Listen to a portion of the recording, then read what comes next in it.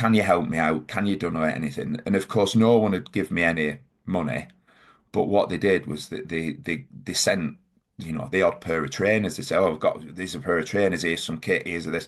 And I ended up with this situation where I had a room full of stuff. So I thought, right, well, that's no good.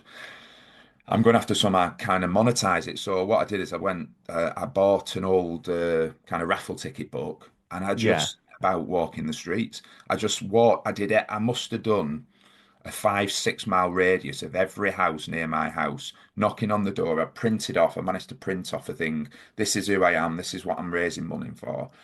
And it probably took me about 5, 6 weeks of knocking on doors. 10 or 11-year-old. Do you want to buy a raffle ticket? Can you help me? Blah, blah, blah.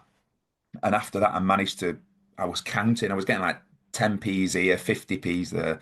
I was counting. And I remember getting to the stage where I thought, oh my God, I've actually got the money. And I remember going to Trevor saying, I've got this money. We can go, we can go. And we did. We went it was at the base of the Pyrenees Mountains, a place called Saint-Jean-de-Luz. I was about 11 year old. It was one of the best, it was one of the earliest journeys that I'd done trips, one of the best trips in my life. I'm probably romanticizing it now, but it was, from what I can remember, it was a battered old white transit van that Trevor had hired. There was me, there was Trevor, his son, lad called Gareth, and me. We drove from Bolton to the base of the Pyrenees Mountains in this battered old transit van. Again, I might be romanticizing, but from what I can remember, I think we only had one tape, and I'm pretty sure it was stuck in the machine, so it was on loop. So I'm ready. There's always one stuck in a machine. Yeah, yeah, yeah, yeah. Yeah.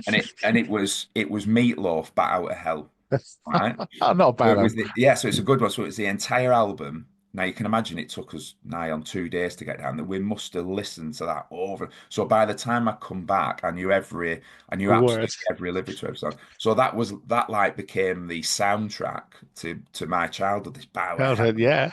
it was unbelievable. We drove to the base of the Pyrenees. You can imagine that, I just remember after what seemed like weeks and weeks, it wasn't, it was probably a day and a half of traveling.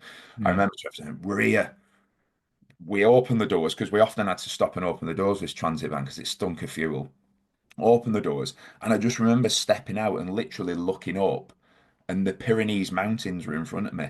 We're in Basque country, Saint Jean de Luz, which is Basque country, and it's like, right, come on, boom, we've got to go and make weight. And that was my first ever, at 11 years old. It was my first exposure to Brilliant. it was a That's world championship, an international competition, and it was just mesmerizing.